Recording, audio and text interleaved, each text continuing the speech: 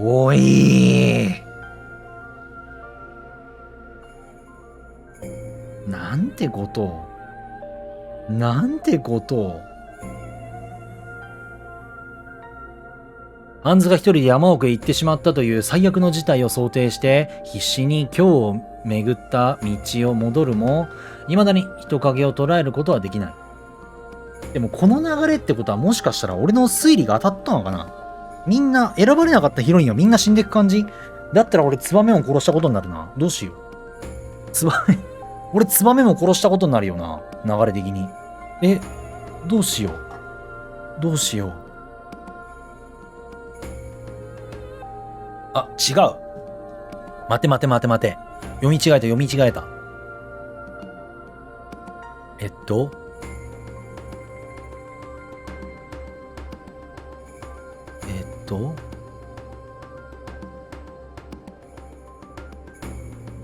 あ、やっぱりだ。これツバメの話だ。俺もちょっとなんか、あれだった。間違っとった。それがいつもの彼女と交わせた最後の言葉だとも知らずに。あ、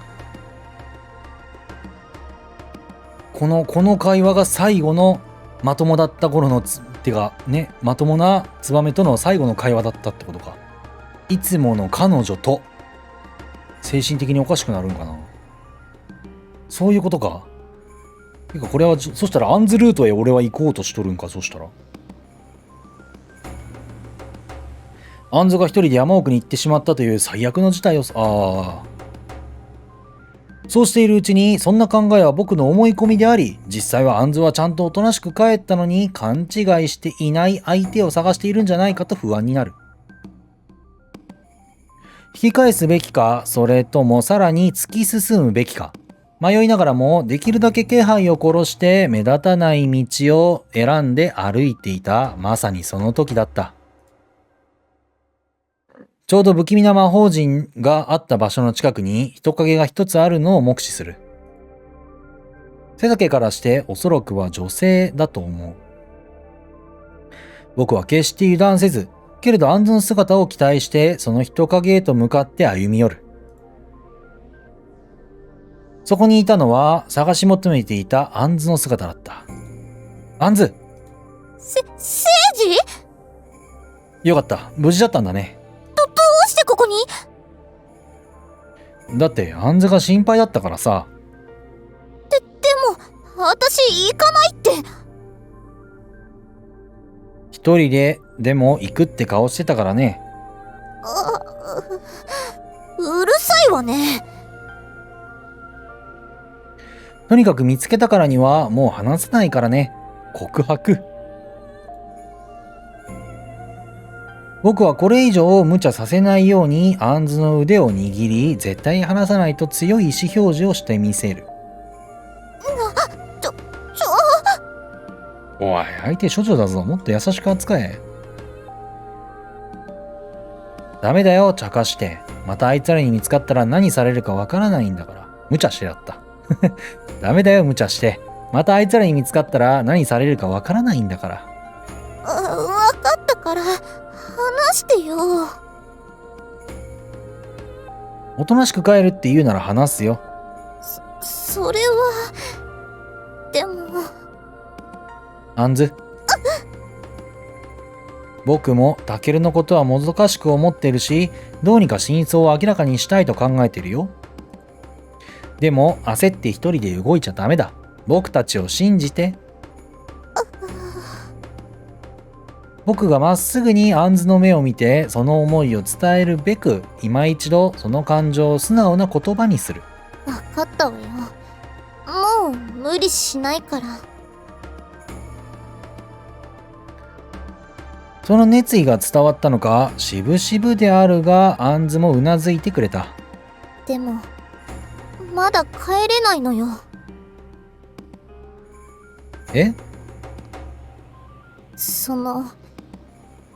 実は鈴風先輩とはぐれたの。ああ？涼介と？予想外の人物の名前が浮上して僕は思わず驚きの声を上げてしまう。涼介はこの山に来てるの？うん。私が無茶しそうだったから様子を見てたんだって。それで追いかけてきてくれてたの。そっか、さすが凌介。どうやら僕より早くアンズの様子に気づいて密かに見守ってくれていたのだろけど、さっき例の集団かもしれない人影を見つけて、様子を見てくるってこの先に行っちゃったのよ。う。なるほど。アンズに危険が及ばないよう一人で偵察に行ったということだろう。いつも冷静な凌介の行動を思うとやや危ない行動ではあるけど、やはり怒っているのだろう。どうにかしてこのもどかしい状況を打開すべく情報を得るために尾行したのかもしれない。防衛するにしてもやはり相手の情報がなければ難しいということを凌介は誰よりも早く気づいているのだ。攻撃と防御は紙一重。アンズの気持ちを組むためにもここまでリスクを冒してきた成果を上げたい。アンズ、何？それじゃあこうしよう。僕が凌介を探し出してから一緒に逃げるよ。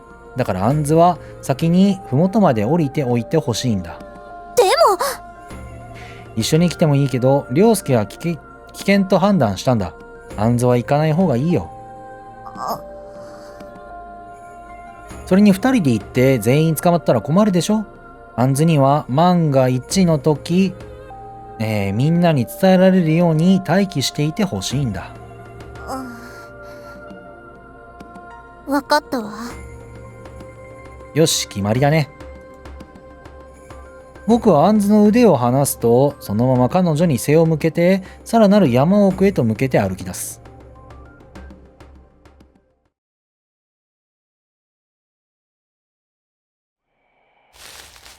凌介の姿を探して息を殺しながら人気のない暗闇の中をひた歩く。木々の中に隠れながら進んでいくも、どうしても動くたびにわずかな音を立ててしま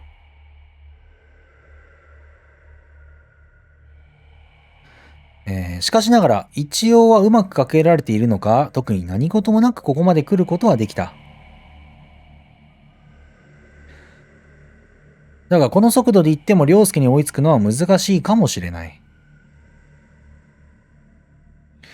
以前の小屋までどのくらい距離かはうろ覚えだったが、もうしばらく先のはずだ。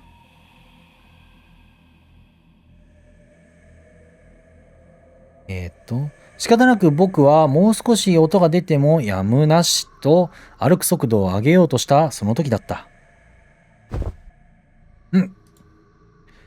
突然背後から何者かに拘束され口を塞がれる。一瞬あまりに予想外すぎて頭の中が真っ白になるが、背後の人物は僕に危害を与えてくる様子はない。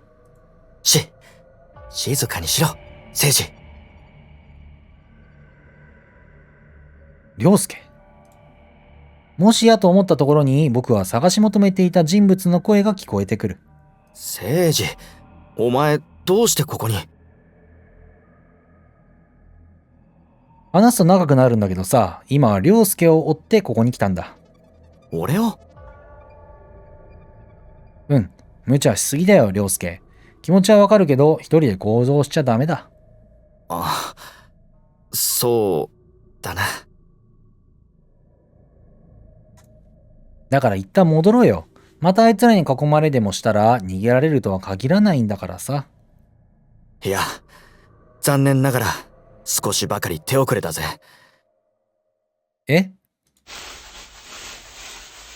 まさかと思い周囲に意識を向けて耳を澄ませてみると、遠くからわずかに草むらをかき分ける音がする。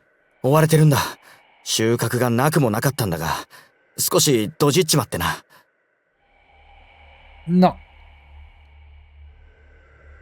どうやら最悪の事態ではないものの、十二分に危険な状況のようだ。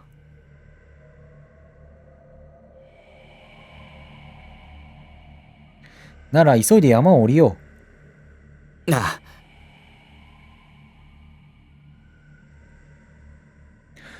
異議なしと異論なしといった様子でうなずく涼介とともに僕はすぐさま U ターンしてきた道を戻る。なるべく急ぎながら、けれどできるだけ音を立てないように気をつけて足早で獣道を下る。夜だから分かりづらくはあるけど、今日一日この山をうろついた経験が生きたおかげで、二人で道なき道を迷わずに突き進む。どうにか負けそうだね。待て、聖司。涼介の静止の声で僕は慌てて歩みを止める。涼介が、無言で指さした方向に視線を移すと、そこには誰かが立っているような人影らしきものがあった。二人でうなずき合い、その人影が誰なのか慎重に見極めるために、ゆっくりと気配を殺しつつ近づいてみる。しかし、その人物の姿を目にしたとき、僕たちは驚きのあまり思わず声を漏らしてしまう。なぜならそれは、ここにいるはずがない、あまりにも予想外な人物の姿だったからだ。そうきたか。ツバメさん？どうしてここに？もしかして僕を追いかけてきたんですか？ほら、この山は危険だから絶対に入らないでって、だから止めるために追いかけてきたのかなって。あの口ぶりだと絶対に山奥までは来ないと思っていたけれど、僕と同じでみんなを連れ戻すためにここまで追いかけてきたのかもしれない。こいつは誰だ？一発目の反応から多分違うよね。お前は誰だ？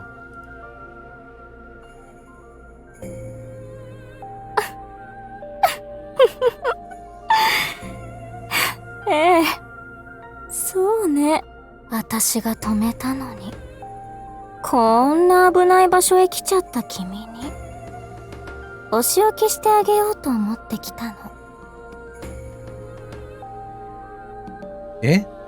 ダメじゃない、こんな場所に来ちゃ。まだ君の順番じゃないでしょ。ツバメさん？どこかいつもと様子が違うツバメさんに僕は思わず一歩後ずさる。やはりツバメさんの忠告を聞かなかった僕に対してかなり怒っているのかもしれない。いや、気づくやろ、聖司。こいつはツバメじゃないぞ。聖司！どうしたの、涼介？僕の腕をつかみ、ぐっと引き寄せてくる涼介の行動に思わずこけそうになりながらもどうにか踏みとどまる。なんかこの未だに聖司の人物像が一貫しないんだよな。結果的に僕はツバメさんと大きく距離を離すことになってしまう。よく見ろ、聖司。ツバメさんの手を。手？なぜかツバメさんを睨む涼介に言われて、初めて僕はツバメさんが隠し持っていたそれの存在に気づく。何よ、聖司君。そんなに離れたらお仕置きできないじゃない。そう来るか。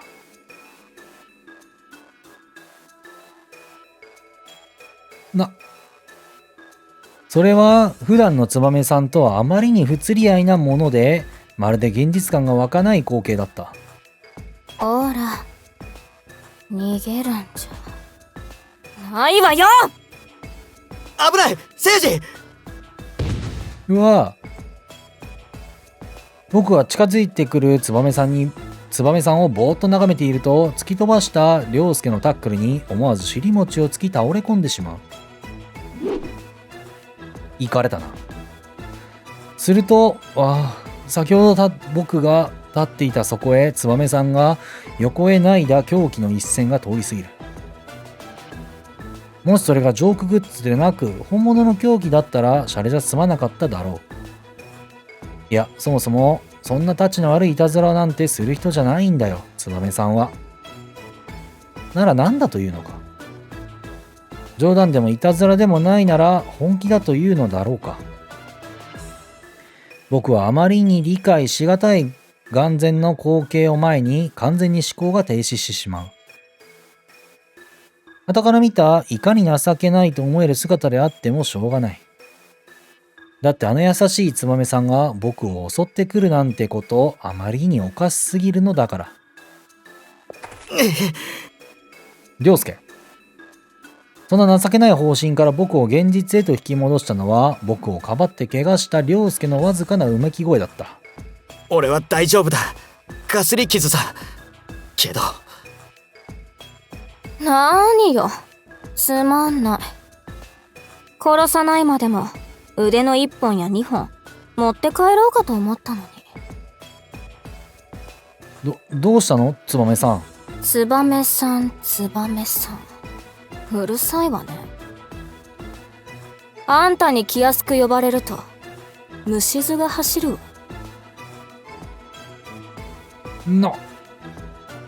よせ聖司。これ以上話していても無駄だ。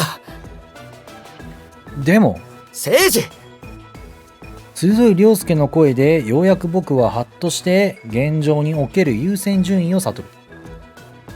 目の前で何が起きているのかより今大事なのは僕らが2人が無事に逃げ切ること。逃がすか。うわ、ちょこまかとすばしっこいわね。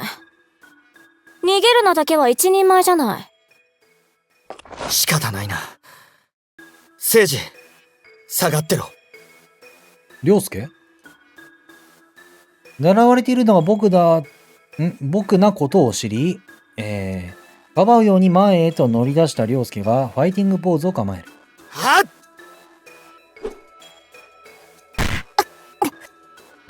普段は使わないような涼介の、空手でいいのかな、もう何でもいいわ。つばめさんの手めがけて放たれる。一瞬で詰め寄ってきた涼介のその鋭い突きに対応できず、つばめさんは手に持っていた凶器を落とす。さっさと起きろ、聖司。やるわね。どういうつもりか知らないが、これ以上やるんならたとえ女性でも容赦しないぜ。あら、怖い怖い。か弱い乙女を暴行するなんて、涼介くんはろくな男じゃないわね。ああ、ろくでなし結構。俺はタケルと違って正義の味方を志望しちゃいないからな。俺が守りたいやつだけを守る。そのためならろくでなしだろうがなんだろうが喜んでなってやる。まあいいわ。ようやく観念したのか、凶器を手にしようとこちらの様子を伺っていた彼女はお手上げのポーズをする。確かに涼介くんをやるのも連れ去るのも容易じゃなさそうね。分かったならさっさと。私一人ならね。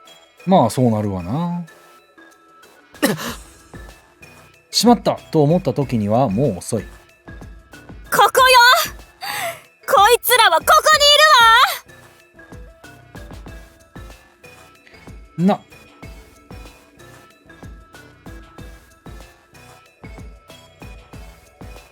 つばめさんは大声で自分たちの位置を知らせるように叫び、例の謎の集団へと呼びかける。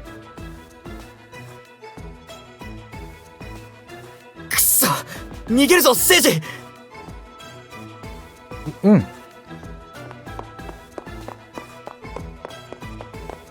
つばめさんに問い詰めたい気持ちを押し殺して、僕は涼介の後を追って素早く駆け出す。そのしばらく後につばめさんのさらに背後から木々をかき分けて迫る大勢の足音を耳にする。しかしのんきに後ろを振り返っている場合じゃない。僕は未だに気持ちが整理できぬまま夜の参道をひたすら駆け抜けるのだった。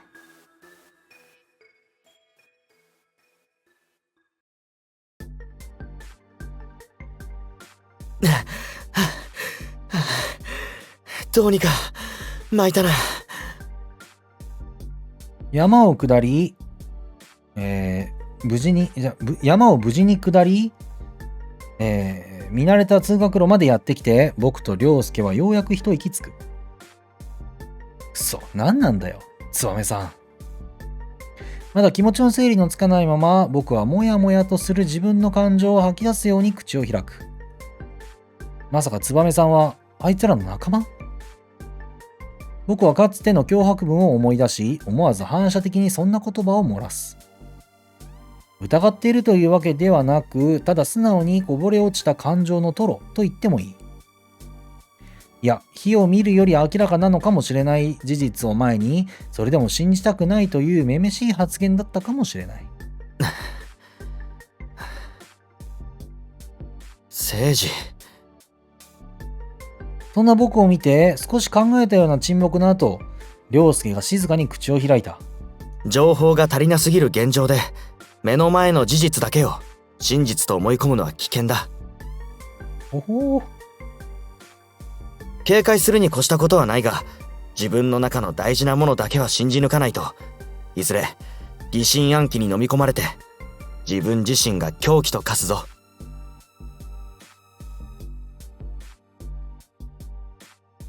涼介。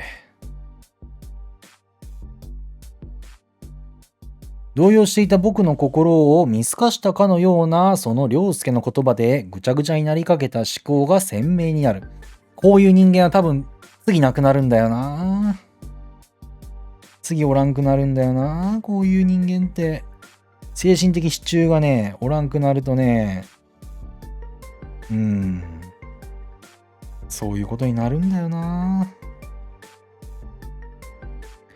僕の大切なものだけは信じ抜く。それは簡単です。簡単そうでいてとても難しいことだ。時に後悔するかもしれない危険性をはらんでいる。危うい行為だとも言える。けど、右も左もわからない今だからこそ、僕にとって道しるべとなるのはそれだけなのだ。俺はお前らを信じ抜く。そう決めたから、そう簡単に悪者だなんて信じないぜ。涼介。僕も涼介たちを信じるよ。そうだ。僕は何を揺らいでいたんだ。僕たちの中に裏切り者なんていない。今まさにやられたろがい。少なくとも誰かを殺せる悪者なんかいるはずがない。僕はこれから先、どんな残酷な真実を突きつけられようとも仲間を信じたい。それこそが僕の覚悟だと。すぐ揺らぎそうだな。陽介にその道を照らされて、そこを進む覚悟を決める。とはいえ、どうしたものか。だね。僕はさっき見た光景をどう捉えるべきか冷静に判断すべく頭を回転させる。仲間を信じることと無防備に危険に飛び込むことは同じではないのだ。アンズは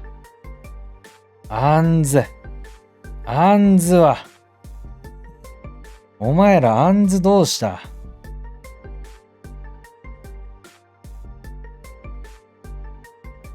燕さんに何らかの理由があってあいつらの仲間になっている可能性だってあり得る。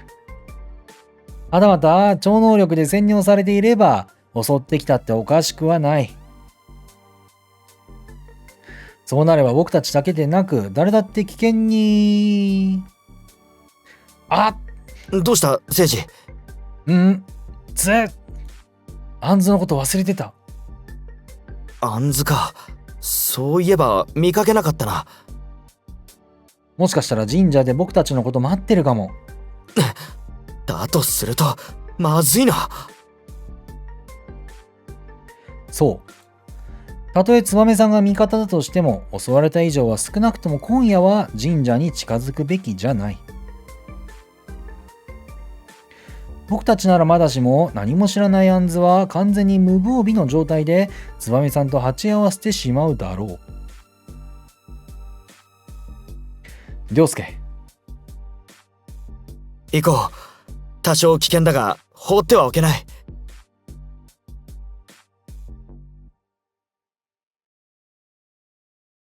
止められるかと思ったが、凌介はまた僕と同じようにお人よしなのだ。そんな答えが嬉しくなって僕はこくりとうなずく。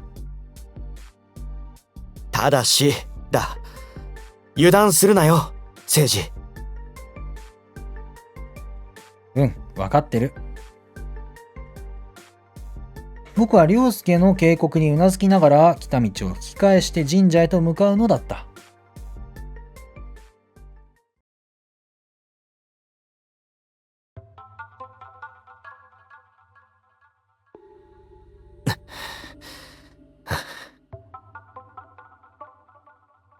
二人で遠巻きに様子を見つつ警戒しながら神社へと潜入する。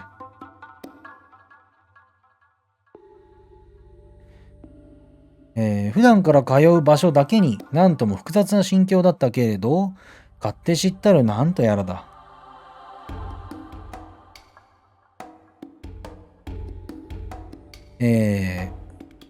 僕たちは普段とは違う裏手からこっそりと神社の境内へ入ることに成功した。人の気配はないな。だね、アンズもいないみたいだし。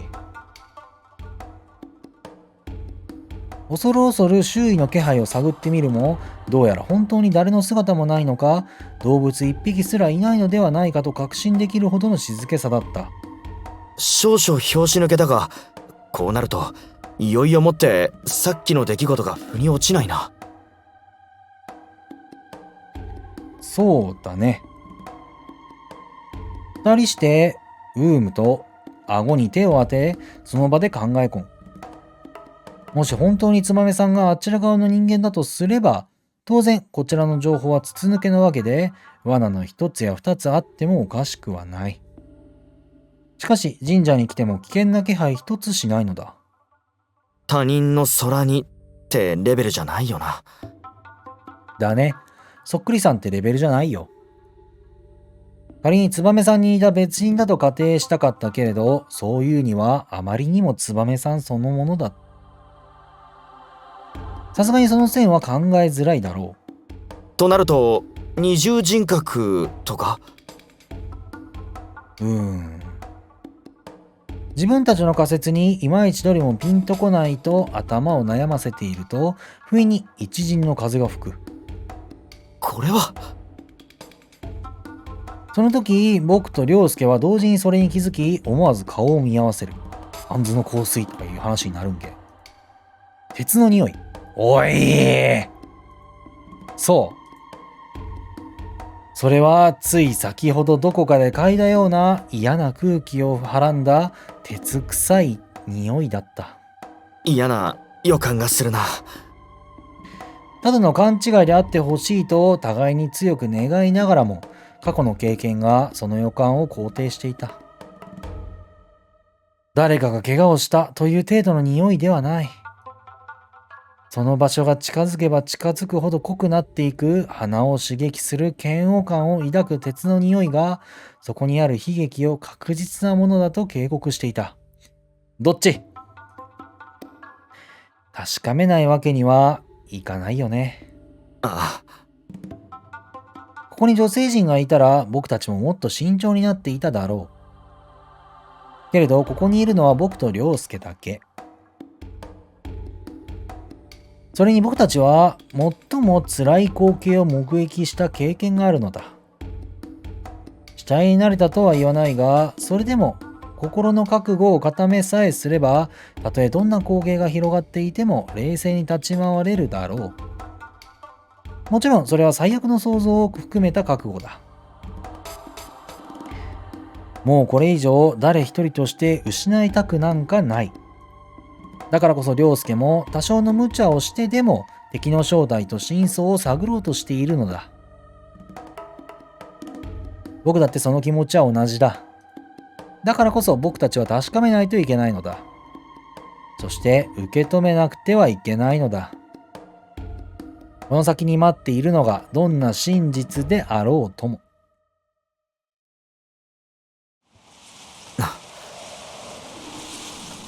夜空には満月のような美しい月が浮かんでいた。祭りの日、僕たちの日常が終わりを告げた日。あの日も満月だと思っていた。けれど今日も満月のように見える。そんなはずはないのだからわずかに欠けていたのだ。ならば満月の夜はまだ来ていない。けれど僕はそれを満月だと感じていたに過ぎない。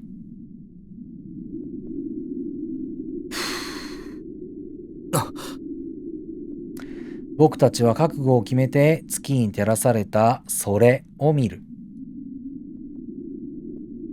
見なくても分かっていたはずのそれはされど満月のように人間の死体だと分かった。だが、眼前のそれは僕たちの覚悟など軽く吹き飛ばすほどの光景で理解を超えたものだった。絶句という言葉がふさわしい。あまりにも想像を超えたそれを前に頭の理解が追いつかないでいたからだ。ありえない。この言葉ほど眼前の光景にふさわしいものはない。だってありえない。あり得るはずがない。僕たちに渦巻いていた様々な謎など、この光景の前では紙よりも薄っぺらで意味のないものだと悟る。この光景を説明することに比べれば、先ほどまでの出来事など、ただの日常の延長線上に過ぎないのだと確信する。それほどまでにありえない。だって、なんて。気がつけばカラカラになっていた喉からようやくかすれた声を漏らす。ミーナでもいてくれたら悲鳴を上げて僕たちの目を覚まさせてくれただろうか。僕はあまりに不用意にそれが人間の死体であることを確かめようと近づき覗き込んでしまう。ありえないものを理解しようとその目でそれを映し出してしまった。手がある。正気は感じられないけど確かにある。手はありえない方向に曲がっているかのようにも見えた。けれど骨折して曲がったというわけではないことは本能的には理解してしまっていた。足だってある。それが人間であることを主張し、僕たちが目にしたこれが間違いなく死体であると主張している。けどありえない。上下逆か？なぜ？ツバメさん。なぜそれが彼女なのか理解できない。先ほどまで僕たちの命を狙っていた彼女がなぜそれになっているのか理解できない。だってありえないだろ？さっきまで僕たちを追いかけていたんだぞ。少なくともあいつらと一緒になって僕たちを襲ってきた彼女がどうして？そして僕は不用意にもう一歩それに近づいたことを心底後悔した。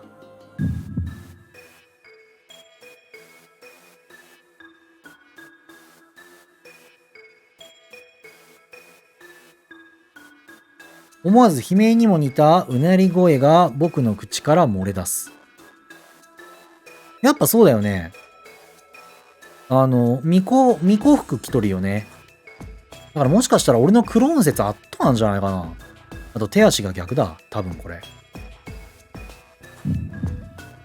脳がそれを人間だと理解することを拒絶するかのように悲鳴を上げたのだ。だってありえない。それが人間だなんてありえない。だって人間であるための大事な部分がどこにもないのだから。だっていうのに僕はそれがあのツバメさんの死体だということがわかる。体なしか。一目見ただけでそれが生きているはずがないとはっきり理解する。ああ、そうさ。だってないんだ。人間であれば誰にだって等しくある体がどこにもないんだ。まるで手品のように赤く血塗られたシーツで隠れているけどはっきりとわかる。本来あるべき人間としての膨らみがなくたとえへこんだそのシーツをどけなくても、そこに体がないことなんて一目で見てわかるんだ。シーツなんだ。巫女服じゃなくって。巫女装束じゃなくって。だったら別人説を訴えれたんやけどな。欠けた月を満月と思えるように、はっきりと、たとえその部分に体がなくとも、僕はそれがつばめさんの死体だって転がっている顔で分かってしまうんだ。おえ。脳がそれが何か理解したせいで、僕はその場に吐砂物を撒き散らしてしまう。あまりの現実味がなさすぎる凄惨な死体に精神がその光景を拒絶したのだが、しかし人間としての本能が吐砂物を吐き出させたのだ。ああ、もったいない。せっかくミーナとひなこさんが作ってくれた食事なのに、それをこれほどまでにひどいものへと変えてしまった。そういうこと考える能力はあるんだ、頭の中の。だというのに、それすら美しく感じるほどに目の前の光景は圧倒的な生理的嫌悪を抱かされる。それを理解し認めろという思考を僕の脳は全身全霊で拒絶していた。左腕、体が、あとは右と足と3本。あと頭で言えば4か。ミーナ、かぐや、りょうすけ、せいじ。あんずか。なぜ彼女は僕たちを襲ってきたんだ？なぜ彼女がここに？なぜ彼女なのか？なぜ彼女はそれになったんだ？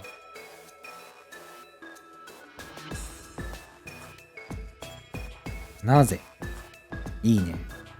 フーダニット、ハウダニット、ホワイダニット。そうか、ルイもおったな。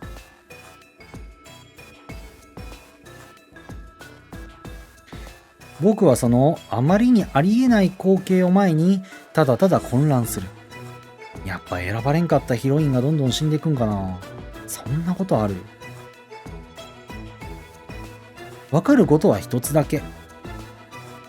僕たちに優しく微笑みかけてくれていたツバメさんの顔は今はただ冷たくなって二度と体に戻らぬことを悲しく物語っていた。逃げるぞ！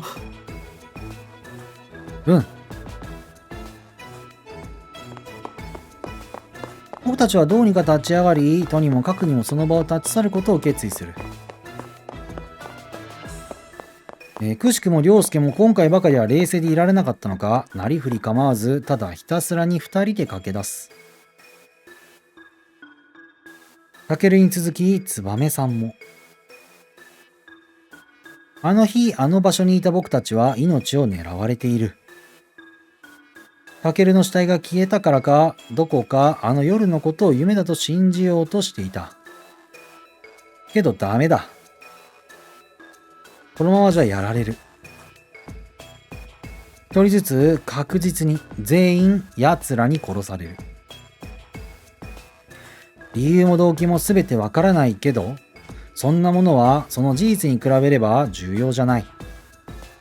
ともかく一番重要なのは、このままだと僕たちみんな奴らに殺されてしまうということだ。涼介、ダメだ。これ以上バラバラに行動していたら奴らの思うツボだよ。なあ、ひとまずお前の家へ行こう。なるべく人数を集めるんだ。僕はこくりとうなずき、民主家へ向けてひた走る。アンズ。セイジ君。ミーナ？僕たちが民主家にたどり着くと、玄関先にはなぜかミーナの姿があった。どうしてここに？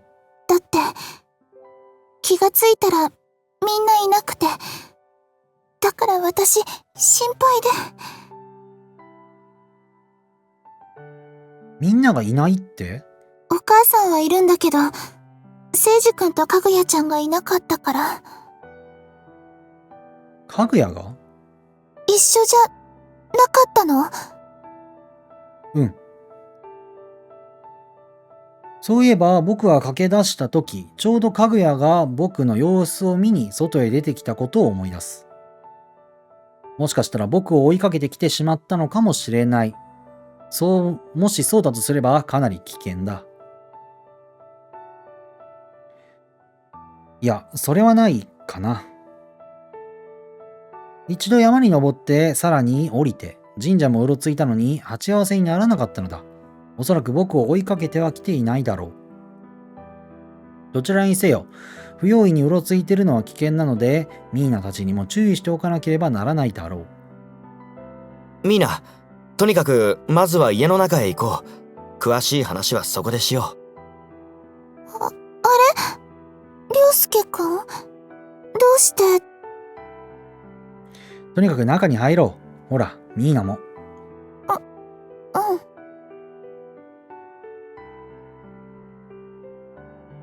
僕たちは訳もわからぬといった様子のミーナの背中を押して強引に家の中へと入り、僕の部屋へと連れ込む。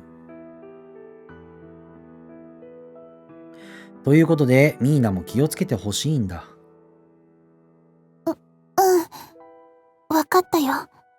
ツバメさんがとはならんのか。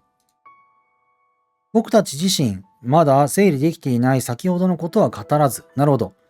以前の集団に襲われたことを教え、一人は危険であるとミーナに注意喚起をする。けどそれなら、なおさらアンズちゃんとかぐやちゃんが心配だね。ああ、二人とも無事ならいいんだが。かぐやもここ数日あまり家に帰れなかったから何かを取りに戻ったのかもしれないね。あ、そっか。そうかもね。アンズも僕が先に帰った方がいいって言ったからさ、きっと家に戻ったんだと思うよ。また明日みんなで集まろう。僕はミーナを励ますように、そして自分自身への気休めとして、そんな希望がありそうな予想を言ってみせる。もう今日はこれ以上行ってきたりとも不安を受け入れられないのだ。そうだね。それじゃあ、明日また神社に集合だね。それは、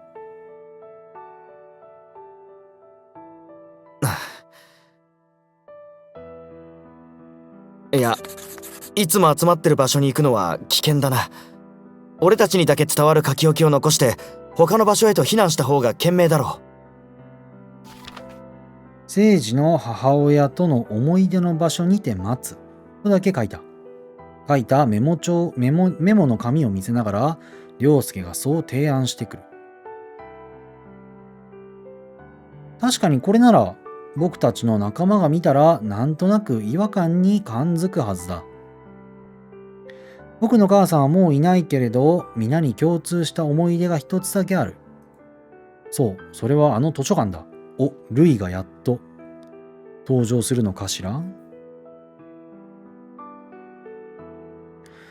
この暗号メモならば、僕たちの誰が見てもやがてはあの図書館に行き着くだろそっか。それじゃあ、明日はここに集合だね。そうだね。う。聖司、今日は交代で寝よう。さすがに徹夜じゃ体が持たないけど、二人で寝る気分じゃないだろ。確かにそうしよう。交代でって、私の家なんだからさすがに平気だと思うけど。ミーナ、これからはできるだけ気をつけるんだ。家の中だろうと油断しすぎたらダメだ。う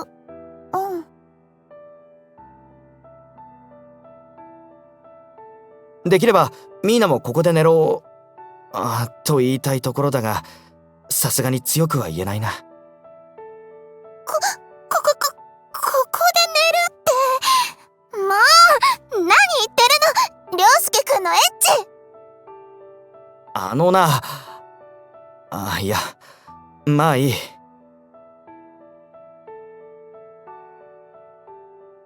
わしわしと頭をかくも切り替える良介。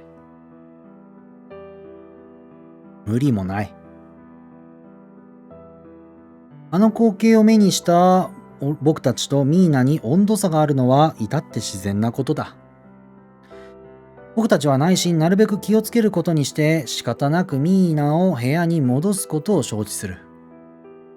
送るよ。いいよ、そんなの。なんか、恥ずかしいし。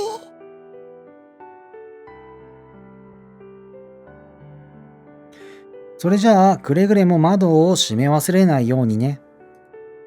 何かあったら大声を出すかこの部屋に来いよ。わかったってば。僕たちはテレテレと自分の部屋へと戻るミーナを見送る。しばらくすると無事に部屋に着いたのだろうか、自室へ入るドアの音がかすかに聞こえる。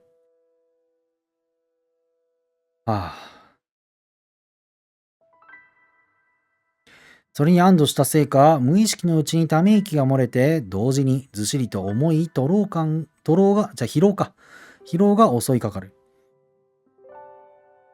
思えば今日は一日山の中を歩き回り、そして夜にはあんな体験をしたのだ。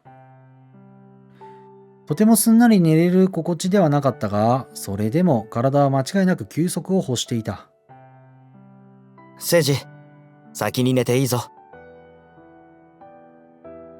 じゃあお言葉に甘えさせてもらうよ。ここで下手に見栄を張ってもしょうがないと切り替えて、僕は素直に涼介の提案にうなずき横になる。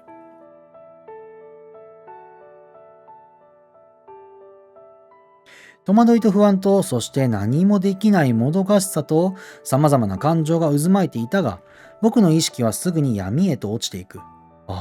セブンデイ超えるか、これで。よかった。それはまるで受け入れがたい現実を拒絶するように、予想に反して僕はあっという間に意識を失い気絶するみたいに深い眠りへとつくのだった。